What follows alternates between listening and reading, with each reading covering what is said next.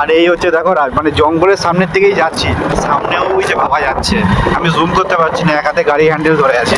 আর এখানে তো মামারা কালকে জোগাড় করছে সব কিছু রান্নার। মামা good morning guys, welcome to my blog. 10টার মতো বাজে অলরেডি, আর কাজেও যাব। ছাতুর শরবত একটুখানি খেলাম, ভাত খেয়ে আবার কাজে যাব। আর আজকে যাব আমি মামাবাড়ি। এখন যাওয়ার রিজন হচ্ছে, না থাক এখন বলবো না, তোমাদেরকে আমি পরেই বলবো একবারে। তো মা বাবা সবাই যাবে, তো 5টা সাড়ে 5টার দিক করে বেরাবো। কাজ থেকে এসে 3:30টার সময় কাজ থেকে এসে শ্যুট করে তারপরে আমি বেরাবো।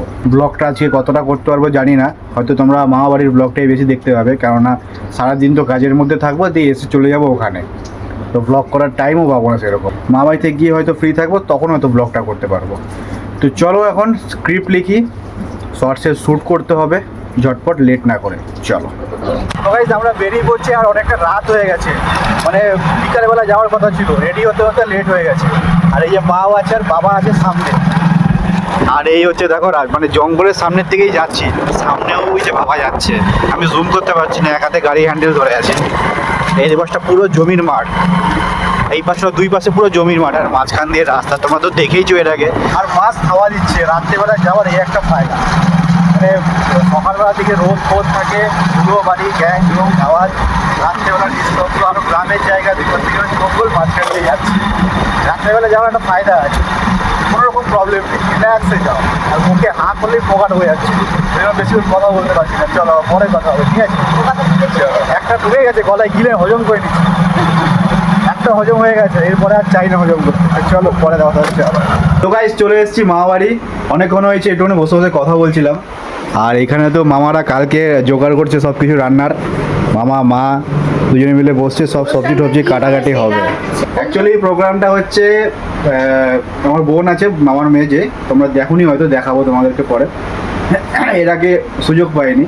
তো ব্যাপারটা হচ্ছে কালকে বোনের রেজিস্ট্রি হবে, তো যার জন্য কালকে বোনের শ্বশুরবাড়ি থেকে সবাই আসবে। আর আজকে যার জন্য সব কিছু আয়োজন করা হচ্ছে, সবজি কাটা, রান্নাবান্নার ব্যাপার আছে, আর সব কিছু নিজেরাই করা হচ্ছে, কোনো ক্যাটারিং ফ্যাটারিং কিছু না, ঘরোয়া আয়োজন, 10-12 জন আসবে, তো সেটাই এখন আয়োজন করা হচ্ছে। আর এই যে দিদা, ভালো না কি বলবো, এই যে বসে আছে, the most important girl for tomorrow. এর জন্য সব আয়োজন, তো সব কিছু আয়োজন কিন্তু কালকে ওর জন্য। চুপচাপ মুখ ঘুরে বসে রইলে, কিছু বলছিস না? হ্যাঁ বল, কি বলা বারণ? এর আগে তোমরা হয়তো দেখোনি ওকে, আজকে ফার্স্ট টাইম ব্লগে দেখলে, আর ফার্স্ট টাইম ব্লগে আসতে সবাই একটু লজ্জা পায়, ঠিক আছে?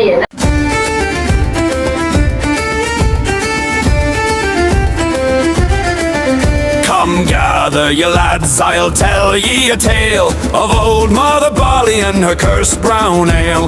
She brews with a hex and she serves with a grin. First time try করলাম, আর এখানে একটা মানুষও দিয়েছি, এটা পুরো ভ্যাটকায় গেছে, আমি দেখছি।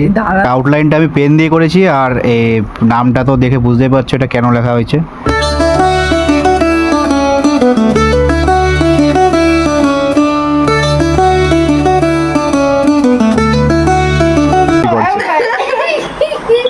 মামা কেমন করে দেখা পাবে,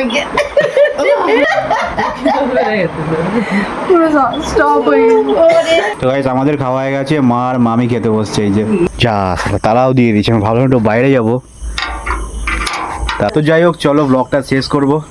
আমাদের বাড়ির সামনে থাকলে তো মাঠে যেতে পারি, এখানে মাঠ দূরে আছে, আর এখানে মাঠে সেরকম কেউ বসে না, জমির মাঠে আর কি। আমাদের জমির মাঠে তো সবাই বসে থাকে রাত্রেবেলা, এখানে ঘরের ভেতর থেকেই মোটামুটি হাওয়া আছে, গাছপালা বেশি। তো যাই হোক চলো ব্লগটা শেষ করো, ভালো লাগলে একটা লাইক করে দিও, চ্যানেলটা সাবস্ক্রাইব করে দিও। দেখা হচ্ছে নেক্সট ব্লগে, ততক্ষণ সুস্থ থেকো, ভালো থেকো।